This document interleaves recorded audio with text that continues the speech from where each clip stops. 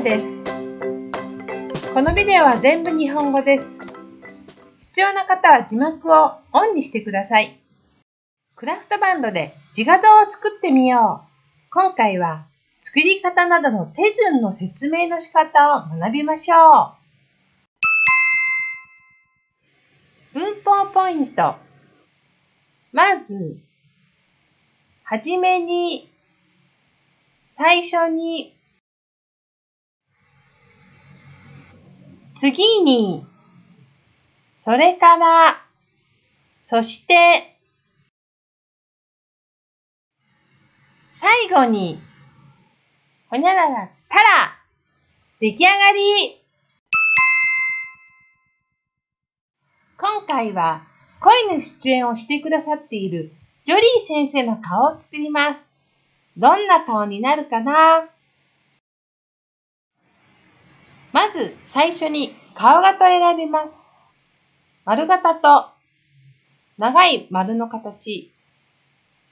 迷ったらだいたい丸型を選んだら間違いなく可愛くできますよ。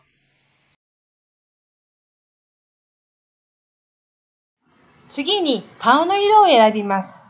色が黒い人はクラフトカラーを、色が白い人はクリーム色を選んでね。ジョリー先生はちょっと色黒なのでこちらを選びました。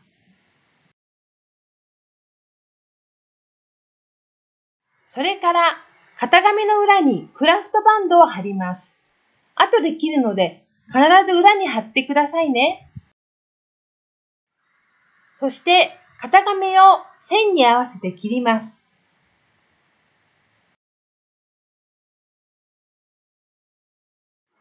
それから耳を切って貼り付けます。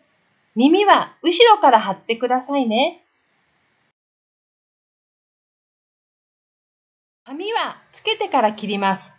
髪の毛は短い人は後ろから、長い人は前から貼ってくださいね。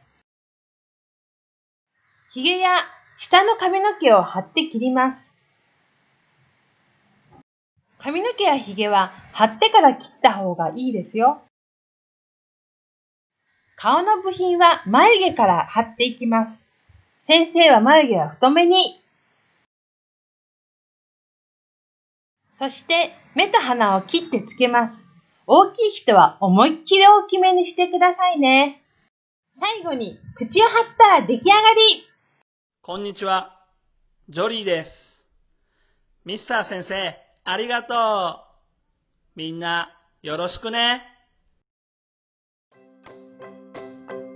チャンネル登録者が100名を超えました。皆さんありがとうございます。